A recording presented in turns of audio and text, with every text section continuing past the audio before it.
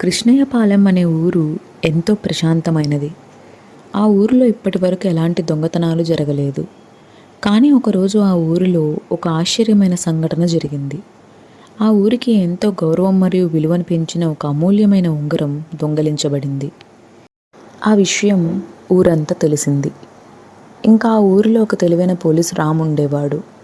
అతను ఆ దొంగతనం జరిగిన ప్రదేశానికి వచ్చి ఊరిలోని ప్రజలకి ఈరోజు చీకటి పడేలోపు ఎలాగైనా ఆ దొంగని పట్టుకుంటానని మాటిచ్చాడు.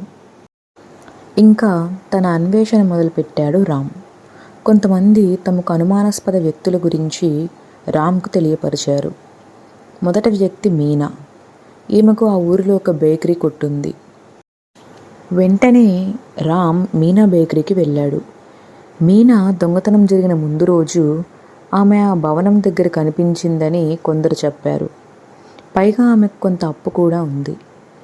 రామ్ మీనాను నిన్న నైట్ ఎక్కడున్నావని అడగగా మీనా, నేను బేకరీలోనే ఉన్నాను, వచ్చిన కొత్త ఆర్డర్ సిద్ధం చేసుకుంటున్నాను అని చెప్పింది.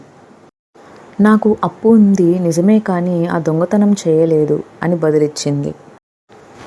రెండవ వ్యక్తి ప్రశాంత్. ఇతను ఆ ఉంగరంను ఒకసారి కొనడానికి ప్రయత్నించాడు. పైగా అతనికి విలువైన వస్తువులు కొనడం అంటే ఇష్టం. రామ్ ప్రశాంత్ గడియారం దుకాణానికి వెళ్ళాడు. ప్రశాంత్ రామ్ అడిగిన ప్రశ్నకు నిజమే, నేను ఆ ఉంగరం కొనాలి అనుకున్నా, కానీ ఆ దొంగతనం నేను చేయలేదు. నిన్న రాత్రి మొత్తం ఈ గడియారం బాగు చేస్తూ ఉన్నానని బదులిచ్చాడు.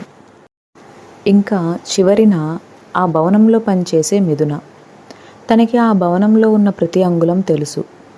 ఆమె తోటలో పనిచేస్తూ ఉండగా రామ్ మిథునని, నీకు ఆ దొంగతనం జరిగే రోజు ఎవరైనా అనుమానాస్పదంగా కనిపించారా అని అడిగాడు. దానికి మిథున, లేదు, అంతా ఎప్పట్లాగానే ఉంది అని చెప్పింది. సమయం గడిచిపోతుంది. రామ్కి ఎవరు ఆ దొంగతనం చేశారో తెలియట్లేదు. అలా భవనం బయట చూస్తే అక్కడున్న నీళ్ళల్లో ఒక వజ్రం మెరిసి కనిపించింది. ఇంకా రామ్ ఆ పక్కనే ఉన్న అడవిలోకి చూస్తూ అటువైపు బయలుదేరాడు. వెళ్తూ ఉండగా దారిలో ఉంగరం కనిపించింది, దానికి వజ్రం లేకుండా.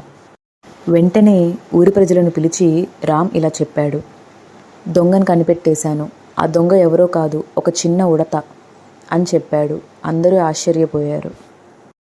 రామ్కి ఆ ఉంగరం దొరికిన వెంటనే పక్కనున్న ప్రదేశాలు వెతుకుతున్నప్పుడు ఒక ఉడత కొన్ని వస్తువులు మరియు అవి తినే వాటిని దాచిపెట్టుకుంది.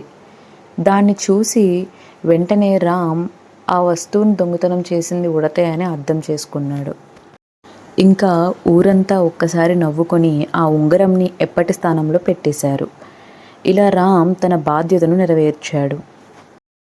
ఇంకా ఊరిలోని ప్రజలు మీనా, ప్రశాంత్, మిథునకి తమను అనుమానించినందుకు క్షమాపణ కోరారు. Thanks for watching. Please like, share and subscribe to our channel for more videos.